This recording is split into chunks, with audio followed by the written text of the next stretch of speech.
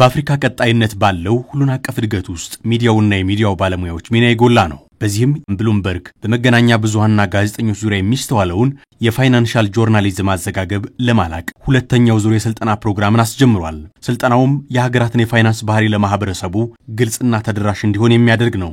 The media stands as a powerful partner. በዚህ ጉዞ ውስጥ ሚዲያዎች እንደዋና አጋር ሆነው ይቆማሉ። ትርክትን በማቃናትና እንደ ድምጽ ከፍ አድርጎ በማሰማት እንዲሁም ግልጽኝነትን አረጋግጦ በማንጸባረቅ ጭምር። በተለይ ፋይናንሻል ጋዜጠኝነት ለዲሞክራሲያዊ ተጠያቂነት የማዕዘን ድንጋይ ነው። ይህ የሚያሳየው ኢኮኖሚያዊ ውሳኔዎች በቦርድና ፓርላማ ብቻ ሳይወሰኑ የማህበረሰቡን ግንዛቤ ጭምር የሚጋሩ ያደርጋል። ጋዜጠኝነት ልቆ ስናገኘው አሰናሳይ ስነ ምግባርን መሰረት ያደረገ ይሆናል። ያ ሲሆን ደግሞ ውስብስብ የፋይናንስ መልኮችን ለማህበረሰቡ ግልጽና ተደራሽ በማድረግ ሁሉንም አካል ተጠያቂ የሚያደርግ ነው።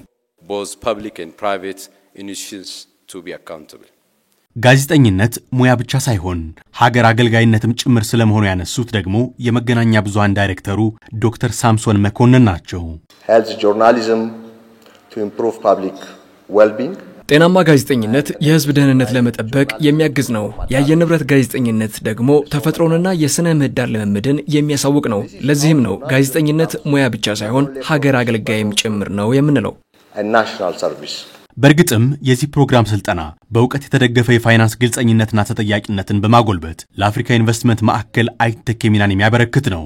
በተለይም የማክሮ ኢኮኖሚ ማሻሻያ ላደረገችው ኢትዮጵያ This momentous national goals አሁን ባለንበት ወቅት የባለድርሻ አካላት ተሳትፎና ትብብር እንዲሁም የማህበረሰቡን ግንዛቤ በማሳደግ ሀገራዊ ግቦችን እውን ለማድረግ እየሰራን ነው። ለዚህ ደግሞ በፋይናንሻል ጆርናሊዝም ችሎታን የታጠቁ ጋዜጠኞች ሚናና ዕውቀት ከበፊቱ በበለጠ አስፈላጊ ነው። በተለይም ኢትዮጵያ የካፒታል ገበያን ይፋ ማድረጓን ተከትሎ በኢኮኖሚ ማሻሻያው ትልቅ ምዕራፍ ተመዝግቧል። ለዚህ ደግሞ በመረጃ የተደገፈና በስነ ምግባር የታነጸ የፋይናንሻል ጆርናሊዝም የሚያስፈልግ ሲሆን ባለሀብቶችና ዜጎችን እንዲሁም የፋይናንስ ተቋማትን የሚያግዝ ነው። our financial institutions.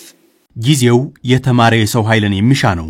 ለዚህም በመረጃ የተደገፈ ዜጋን መገንባትና ለሀገሩ የበኩሉን ማበርከት የሚችል ዜጋን የመገንባት ተልዕኮ ላይ ነን። ስለሆነም የብሉምበርግ ስልጠና በእውቀት ሽግግር የዳበረ ማህበረሰብን ለመፍጠር ያግዛል ያሉት ደግሞ የትምህርት ሚኒስትር ዴኤታ ዶክተር ኮራጦሽኔ ናቸው። Our shared mission of building an informed citizenry.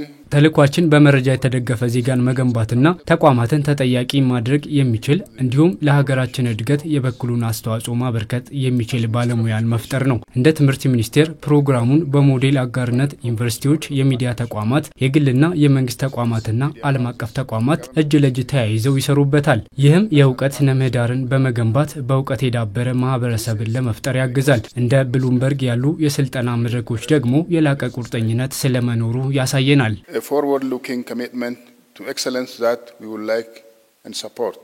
በዚህም 55 ሰልጣኞች ለ7 ወራት በሚቆይ ስልጠና ጊዜያቸው ስለ ዳታቤዝ ወይም የመረጃ አያያዝ ቴክኖሎጂና ሌሎች ክህሎቶችን የሚጨብጡበት ይሆናል። This 55 delegates will go through a 7-month training program. እነዚህ 55 ተወካዮች የ7 ወራት የስልጠና ፕሮግራምን የሚወስዱ ይሆናል። በብሉምበርግ ቆይታቸው ስለ መረጃ አያያዝ፣ ስለ ቴክኖሎጂ፣ በዓለም ዙሪያ በመረጃ የተደገፈ አዘጋገብ ክህሎት፣ ስለ ኢኮኖሚ እድገት ያላቸው አረዳድና ግንዛቤን ጨምሮ የተሻለ ውሳኔ እንዲኖራቸው በማድረግ ፋይናንሻል ጋዜጠኝነትን ለሀገራቸው እንዴት ወደ አካታች ኢኮኖሚያዊ እድገት መለወጥ እንዳለባቸው ይረዳሉ። Which can then translate into economic development and inclusive development for the country.